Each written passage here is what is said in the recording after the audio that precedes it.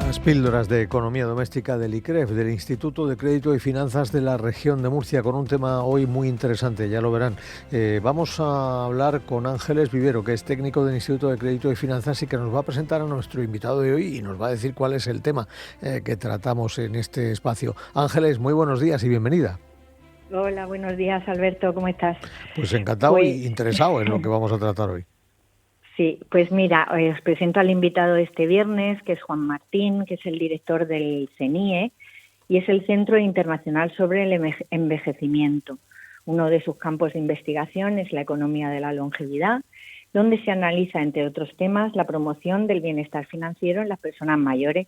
Y nos ha parecido un tema súper interesante para las píldoras de esta semana. Y tanto, y a nosotros también nos lo parece, y seguro que cuando terminemos la conversación estaremos más convencidos aún que antes de empezar. Así que vamos a saludar ya a Juan Martín y agradecerle que haya atendido esta invitación. Buenos días. Buenos días, encantado. Bueno, hoy se habla, y además nos encanta que se hable, de que vivimos más años, lo estamos constatando, está aumentando esa edad de supervivencia. Pero hay otro fenómeno que parece que va anejo con esto de durar más, valga la expresión, y es que parece que crece conforme avanza uno en años la sensación de inseguridad económica al llegar a mayores. ¿Esto por qué es? Me imagino que está comprobado. ¿Por qué es? Bueno, vivimos más, sí, pero no siempre vivimos más seguros, ¿no? Durante mucho tiempo, jubilarse era entrar en una etapa estable, el trabajo terminaba y comenzaba un tiempo de descanso con garantías. Hoy esa idea se ha roto. La longevidad ha crecido más rápido que las capacidades de nuestras economías para adaptarse a esta nueva realidad. Sí, y además seguimos viviendo con reglas pensadas para vidas más cortas y eso genera una brecha, ¿no? Hay más años, pero menos certezas, ¿no? El contrato que antes que hemos venido llamando contrato social de estabilidad, ese pacto tácito que existía entre generaciones que aseguraba la protección en la vejez, a cambio de años de trabajo, se ha ido debilitando, ¿no? Hay una mayor precariedad, los empleos son más intermitentes, hay lagunas en la cotización y todo eso hace que las personas lleguen a la jubilación con trayectorias más fragmentadas, ¿no? Y la fragmentación se acaba por convertir en desconfianza y la sensación de que el suelo ya no es firme, ¿no? Si me permiten, les comento, por ejemplo, hay un estudio reciente de una economista muy prestigiosa, Olivia Mitchell, de la Universidad de Pensilvania, que demostró que gran parte de la inseguridad económica en la vejez nace por una percepción equivocada del propio tiempo de vida. En ese estudio, con más de 1.700 personas mayores de 50 años, se descubrió que muchas habían planificado su jubilación pensando que vivirían menos de lo que realmente viven. Y cuando se les mostraron los datos reales sobre lo que iban a vivir, su arrepentimiento financiero se duplicó. Muchas de ellas confesaron que habrían ahorrado más o contratado seguros de dependencia si hubieran sabido que su vida sería más larga, ¿no? En definitiva, toda esta falta de conciencia de la duración real de la vida es una forma de fragilidad. Y todo ello nos lleva a que ya no solamente es importante hablar de longevidad, sino que es importante hablar de confianza, de información, de cómo construir un entorno donde vivir más no signifique vivir con incertidumbre, sino con la serenidad de quien entiende y puede decidir sobre su propio futuro, ¿no? Pues la verdad es que es una propuesta que nos parece interesante. Mucha de la gente que nos está escuchando probablemente tenga tiempo de enfocar el resto de su vida laboral y el resto de su vida con estos parámetros. Hay otra gente que ya está en la frontera de la jubilación y que seguramente estará inquietada por estas primeras reflexiones. Hablemos, si le parece, de la inflación, por ejemplo, que la notamos al ir a la compra, también al pagar la luz. Pero, ¿por qué la inflación golpea con tanta fuerza a quienes están jubilados? Pues porque la jubilación sitúa a la mayoría de las personas en una situación de ingresos fijos frente a precios variables. La pensión ya no es igual cada mes, pero el coste de la vida no deja de moverse. y aunque existen mecanismos de actualización, casi nunca van al ritmo real de la inflación, sobre todo cuando los precios suben de forma brusca, ¿no? Esa diferencia que se produce mes a mes es la que va generando esa sensación de que el dinero encoge, ¿no? Además, el impacto no es igual para todos. La inflación no golpea o golpea más a quien gasta mayor parte de sus ingresos en lo esencial, en alimentos, en energía, en transporte, en medicamentos, que es el patrón típico de consumo en la vejez. Una familia joven pues puede ajustar, reduciendo el ocio o viajes, pero una persona mayor, cuando tiene que elegir entre calefacción o comida, ya no tiene margen de maniobra, ¿no?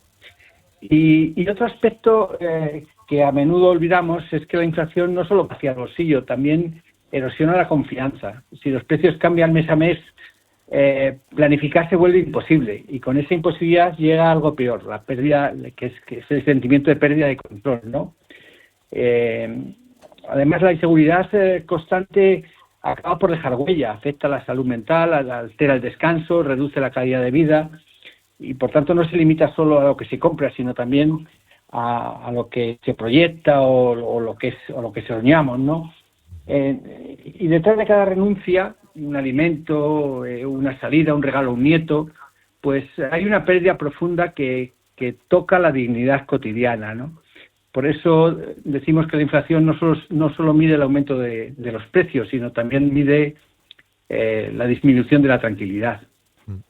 Y claro, en este panorama tampoco tranquiliza mucho el que se oigan campanas de cambios en el sistema de pensiones, o incluso más, que se oigan reflexiones en voz alta de especialistas que indican que esto no es sostenible o que puede haber zozobra en el sistema. Esto ya pone los pelos como escarpias, ¿no?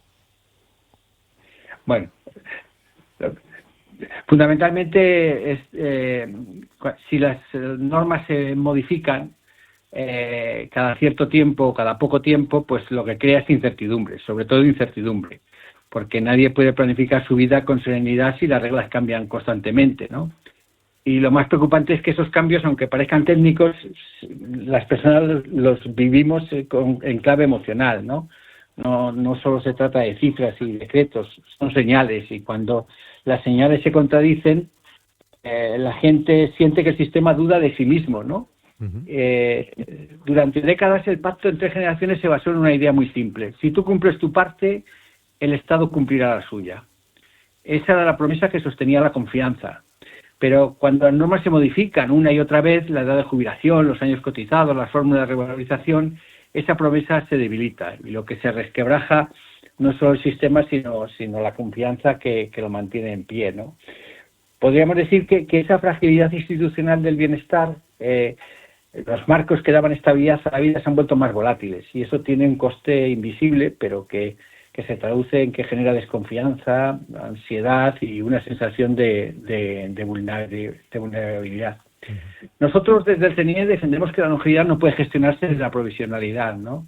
Que las políticas deben ofrecer previsibilidad y no sobresaltos, porque la estabilidad normativa no es un lujo burocrático, es una forma de respeto hacia quienes han sostenido el sistema con su trabajo y su paciencia, ¿no? Y también, quizá y sobre todo, es una condición básica para construir una longevidad que se pueda vivir con sentido y no con miedo, ¿no? ¿La educación financiera puede contribuir a esto? Se habla de educación financiera y aquí la tratamos con frecuencia, pero ¿cómo puede ayudarnos en esta tesitura? Bueno, lo primero, que la educación financiera lo que significa es entender cómo se mueve el dinero en nuestra vida, ¿no? Sin tecnicismos y sin culpas. Saber qué ingresos tenemos, cómo se actualizan, cómo planificar lo esencial y cómo evitar decisiones que luego lamentemos, ¿no? Pero sobre todo significa poder sentir un empoderamiento sin sentir la culpa, ¿no? Durante años se ha repetido la idea de que si alguien llega a la vejez con dificultades es porque no supo organizarse o ahorrar. Y eso es falso, y además es profundamente injusto, porque no todas las biografías lo permiten, ¿no? Hay quienes han tenido trabajos precarios, interrupciones por cuidar a otros, o simplemente salarios que no dejaban margen. Y aún así han sostenido la vida de muchos. Por eso la educación financiera no puede ser un examen moral, debe ser una herramienta de acompañamiento vital que nos ayuda a entender cómo funcionan las pensiones, las ayudas, los impuestos. Y además de ello, que nos ayude a reconocer las emociones que el dinero despierta, ¿no? Y que son necesarios que tengamos en cuenta, ¿no? Que muchas veces se traducen en miedo, desconfianza y también en ocasiones vergüenza, ¿no? Cuando se enseña y se practica esta educación financiera con empatía y no con culpa, devuelve a las personas algo muy valioso, ¿no? Que es una sensación de control sobre la propia vida, ¿no? Y también hay que entender que detrás de todo esto hay una dimensión colectiva. Una sociedad con cultura financiera sólida no solo protege mejor a cada individuo, sino que refuerza el tejido democrático. Porque entender cómo circula el dinero es también entender cómo se distribuye el poder, ¿no? En el fondo, la educación financiera bien entendida no solo enseña a manejar euros, sino que enseña a ganar serenidad. Y eso en la vejez vale tanto como la salud o la compañía, ¿no? Apurando ya el tiempo, que nos queda poquito, un par de cuestiones que resumo en una. Lo básico para vivir con más calma de cara a los pensionistas, pensando en los pensionistas, y también qué apoyos o qué ayudas existen que den seguridad económica a los mayores. Bueno, lo primero es, y conviene recordar, es que el sistema público de pensiones sigue siendo el gran pilar de la protección social en España. A veces se dice que está agotado, pero no lo está. Funciona porque descansa en un principio sencillo y poderoso, que es la solidaridad entre generaciones, ¿no? Las personas que hoy trabajan sostienen a quienes ya se jubilaron y mañana otras sostendrán a las de hoy. Ese pacto social silencioso pero firme es uno de los mayores logros colectivos de nuestra historia y que debemos cuidar entre todos. Lo segundo es conocer la propia situación, ayuda y es una fuente de serenidad. Saber cuántos años se llevan cotizados, cuál es la base reguladora, qué derechos se tienen y cómo se actualizan las pensiones, pues permite planificar y tomar decisiones con tiempo. No se trata solo de números, es una forma de ganar confianza. Cuando una persona entiende cómo funcionan las cosas, deja de verlo como algo lejano y empieza a sentirlo como que forma parte de él, ¿no? Y hay una verdad que a veces olvidamos, que es que la seguridad no se mide solo en dinero, sino también en estabilidad y previsibilidad. Si bien las pensiones ofrecen algo más que una renta, porque ofrecen continuidad, permiten sostener proyectos cotidianos y mantener vínculos, y en el fondo esa estabilidad es una forma de bienestar emocional y social.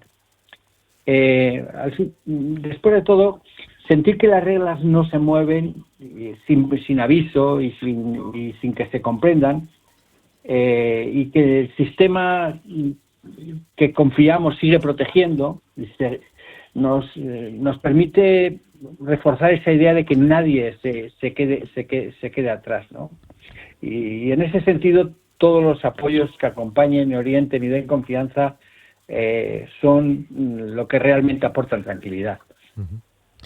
Bueno, pues la verdad es que hemos obtenido de esta conversación con Juan Martín, director, recuerdo, del CENIE, el Centro Internacional sobre el Envejecimiento, hemos obtenido una cierta tranquilidad y sobre todo nos hemos reafirmado en una de nuestras creencias y en la idea que anima este espacio semanal, y es que la educación financiera viene en nuestra ayuda para comprender mejor las cosas y para aportarnos tranquilidad.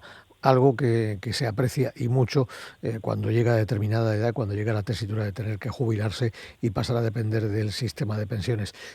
Juan Martín y, como no, Ángeles Vivero, técnico de ICREF, a los dos, muchas gracias por compartir minutos con nosotros y buen día.